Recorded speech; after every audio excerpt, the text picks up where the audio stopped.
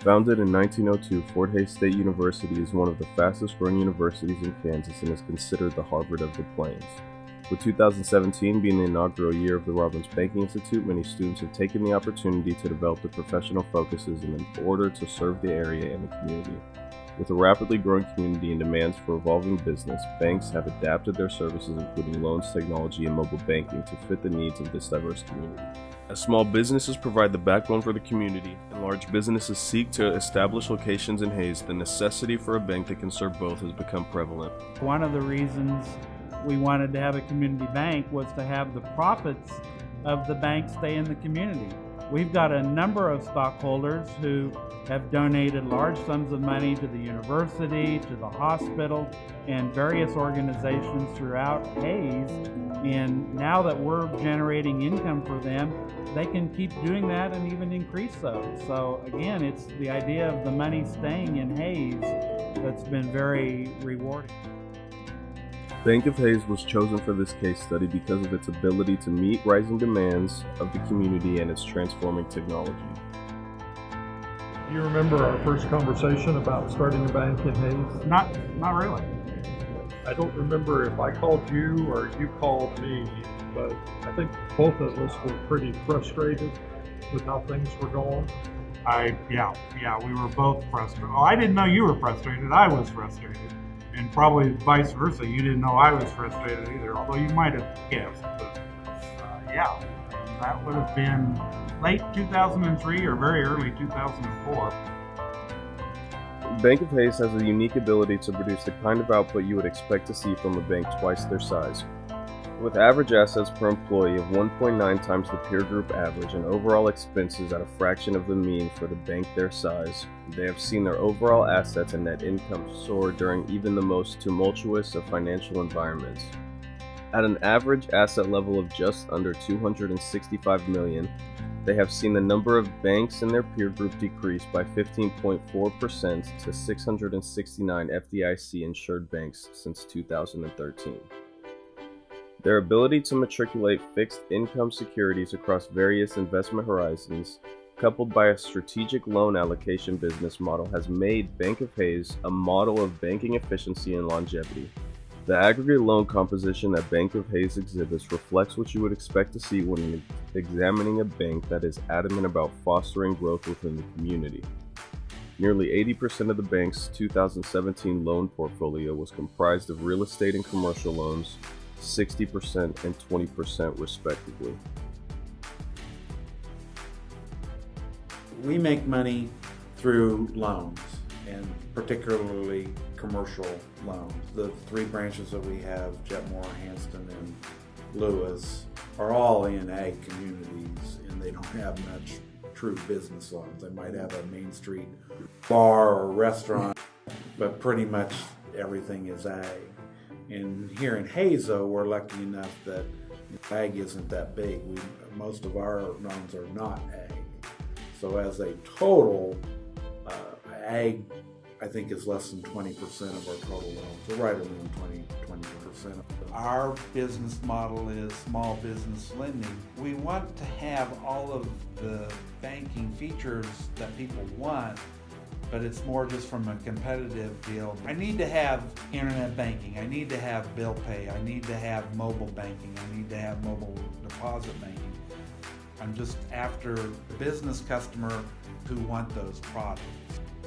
Management within Bank of Hays is currently pursuing several different avenues to keep their bank as up to date on current technology as possible. Some more long-term goals executive management and the Bank of Hays have in their strategic plans is incorporating an online teller system not yet used by many community banks in the Hays, Kansas area.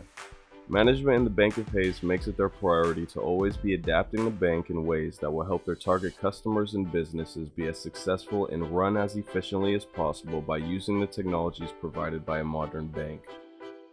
Bankers are trying to figure out how to compete with the PayPals and the Venmos, and Zelle is actually a banker product. Neat thing that I liked about Zelle from a banker perspective is it's all still in the banking system. Venmo is owned by PayPal, and the deposits are left in Venmo. You can move them to your DDA account, But it's almost like Venmo's its own little bank because they have all of your deposits, all of your money until you tell it to move it to your banking account. Where Zelle is a bank-to-bank transfer. Bank of Hayes has a number of third-party vendors to help with daily functions. Hutchinson is used as a correspondent account to assist with clearing checks and various other duties. Data Sensor, or DCI, is the largest third-party vendor Bank of Hayes uses and is used as the bank's core processor. Another third-party vendor used is Wolters Kluwer. They are used for preparing loan documents and developing necessary software that enables Bank of Hayes to run more efficiently.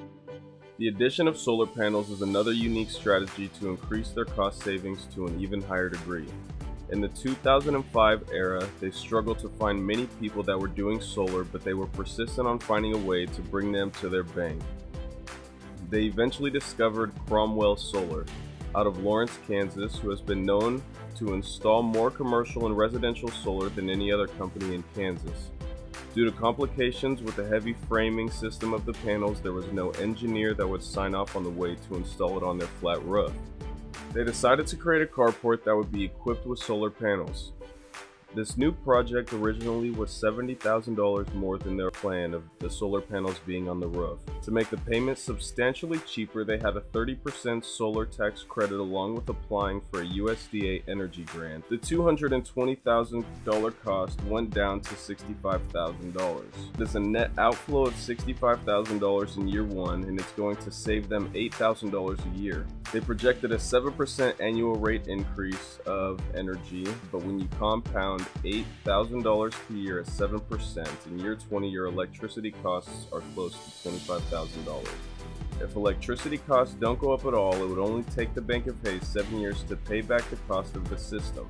Since installing the panels, they have saved approximately $10,000 to date, which they are able to see on their application that monitors the panel's activity. They are able to calculate their carbon dioxide emissions saved along with the number of trees equivalent to their environmental benefits. With these panels, the Bank of Hayes has been able to cut their electricity bill about 60%, which also helps them with their total operating costs.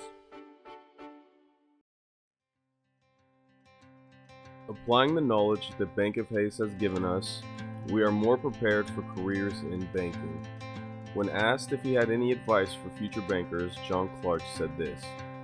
I like the aspect Fort Hays now has that banking institute, and they have the banking emphasis and I guess a banking degree. And I think that's something you would almost be required to do if you wanted to be in banking. Because if I have two candidates, if I have a job opening and I have two candidates and one of them has a finance degree and one of them has a finance degree with emphasis in banking, I'm going to like that candidate better. Now, everything else comes into play too, the person and what other stuff they've done. But that's the biggest advantage Fort Hays has right now is they've got a banking program.